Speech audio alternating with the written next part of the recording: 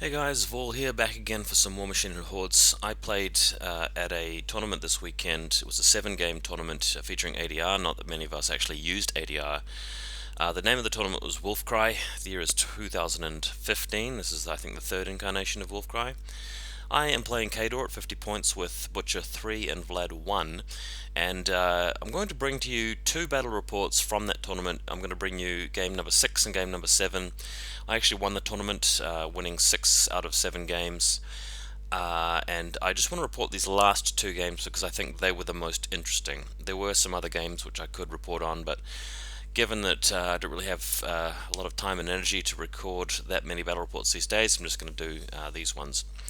So this is game number 6 against my friend Josh, who I used to play very regularly in the past. We haven't been able to make it for games more recently though. And he's playing Epic Striker again. That's Stryker2 as opposed to Stryker3. Josh always used to play a lot of Epic Striker back in the day, and I really like what he's done with this list because he's just dialed it right back to a single Lancer, and I think one Lancer is really one Lancer is a good jack. I mean, I like the Lancer more than Thorn just because I don't think Thorn adds enough for that extra point. And he's filled the rest of his list with infantry, which I think is outstanding because that's really one of the areas where Epic Striker shines. He can use his feet to outmuscle you, or at least create some gaps, and then kill you with the assassination run.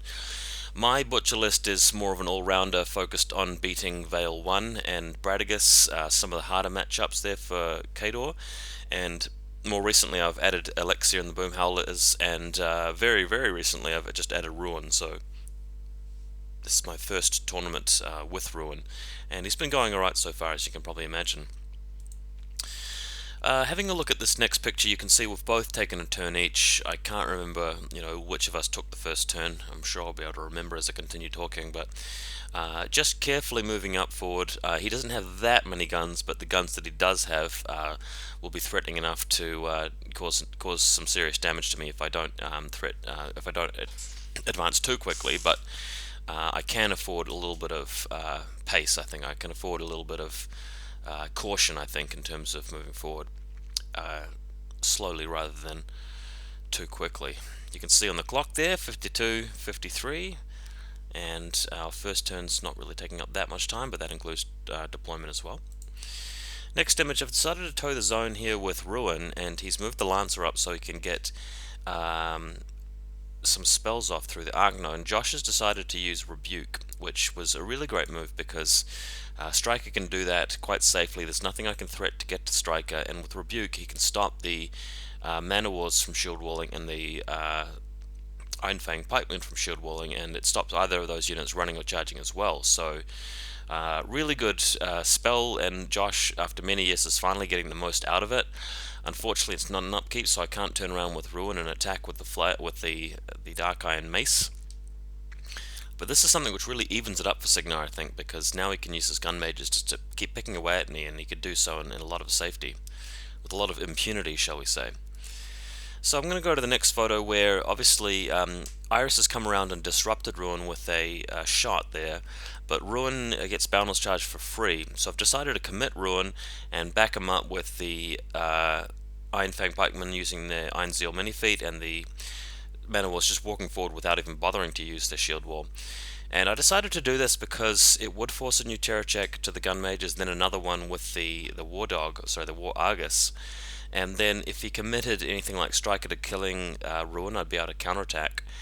But what I didn't really anticipate is the fact that he's got positive charge ready to go, and he's got so many of those freaking dwarves with hammers that Ruin's just going to die here.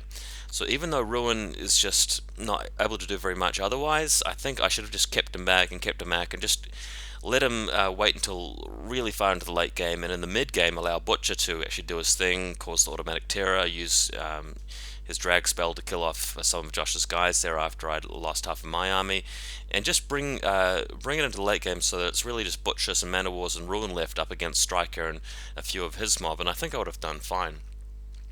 But as it happened, I decided to throw Ruin away. Next photo, you can see that the Storm Lancers are doing quite well on the side here, but Josh was denied a control point because even after Stryker feats and he moves forward to attack again, the Boom Howler on the edge of the zone managed to pass several 4+ tough checks in a row, which was great.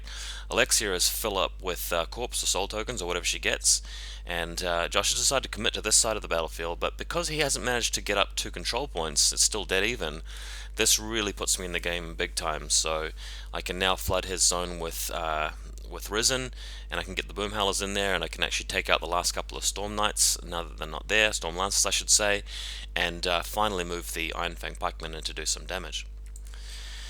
On to the next photo here, we've got Ruin destroyed by the Hammer Dwarves, the whatchamacallits, and now I'll have a chance to retaliate. So as you can see here, you've got Iris on the right, you've got Gun Mages and the dwarves in the zone, and Stryker decided to back off all the way over to the other zone to try and get the 2 points. He failed in that, wasn't able to get his control points. Now what that means is that Butcher can safely move up and kill quite a lot of the infantry in this zone without being in Stryker's threat range, which is exactly the plan. The idea here is basically to pick up 2 points out of it. I think if Josh had kept Stryker on the side of the battlefield, though, that would have prevented me from doing that with Butcher, because then he's threatening an assassination run onto me, and I would have had to come up with something different. Next photo, you can see what's happened here. Butcher has moved forward. Butcher actually has Rebuke on his own Warcaster unit, so he can't charge, but it doesn't matter because he can walk forward 5 inches, use Energizer, and then Impending Doom. What I decided to do was feat before I cast Impending Doom, so that meant that the Dwarves and the Gun Mages both failed their command checks. The Mana Wars, since they didn't have Rebuke on them this turn, since it was the Pikeman and Butcher who was suffering the double Rebuke, the Mana Wars were free to charge forward here and actually kill Iris. And as you can see here, Butcher's in the zone. There is a Gun Mage and a Dwarf in the zone, but they are fleeing because of the automatic terror aspect of his feat. The other thing Josh has done here is he's moved his Lancers just slightly out of the zone, meaning that I don't have to kill a Lancer as well, or even drag it. So that's another opportunity here, and you can see that I'm on 2 control points, and that means that I have pulled into the lead. And if he just lets it go to the late game, the Butcher's more likely to win than the Stryker is in this case. Alright, so just before we go to the next photo, I should also point out that you can't really see it too well in the picture, but on the left hand side there, the Risen have just swarmed into his zone. They've taken out a couple of solos, and it's looking quite hard for Stryker to actually clear that zone and even start scoring there, just given the attrition situation. So go to the next photo again, and Josh has decided to make an assassination attempt. The photo doesn't really show what's happened though. What he intended to do was to actually send Stryker forward to kill the Iron Fang Pikemen, which were engaging the Lancer, and also cast positive charge on the Lancer, then run it around to get within 3 of Butcher, and then charge Butcher with about 4 or 5 of those dwarves with the hammers, the Hammer Dwarves we could keep calling them. What ended up happening is that Josh realized that Elixir was quite close, and he didn't want to move forward and then not be able to velocity due to the double cost for the spells. So he ran in there and killed one Iron Fang Pikeman and just simply took a free strike from the other one with the Lancer.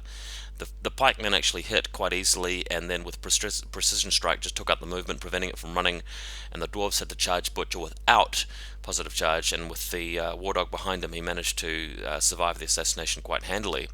And then as you can see, my response is just to kill them, move the Mana Wars in the way, and then get Butcher well away to safety. Funnily enough, that allows me to score 2 more points, and on the left hand side, because he had vacated that zone, all of my other stuff moves in and picks up that 5th point. So it was a victory, but after talking about it, we realized that what he could have done is actually stay slightly outside of 9 inches, kill the pikeman, then velocity. He would have actually been able to manage that without worrying about Alexia, so that would have got him through fine. We did some test dice rolls to see what would have happened, and yep, Butcher would have died.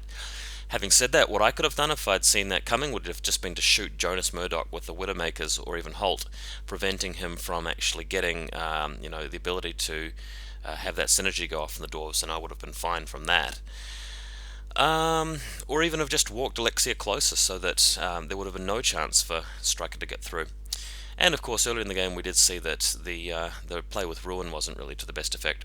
Just want to commend Josh here for taking the Trencher Commando guy that has the chain gun. He actually has Desperate Pace, which has actually been working out really well. Normally that's a terrible model, but given Josh's innovative Stryker list here, I think it's a great choice, because Desperate Pace is really good with those dwarves. The only thing that I think is really missing that I'd exchange it for would be Rupert, but Desperate Pace is pretty good. Sometimes you get more mileage out of more mobility than you do out of having a couple of guys survive with Tough, or even the +1 defense. So really enjoyable game. I'm really glad to see that Josh is having a bit more success with Striker. He did really well this tournament, and yeah, it's just a really cool list, and it's great that it's not the cookie cutter Striker list, but trying a few different other options. All right, that's it.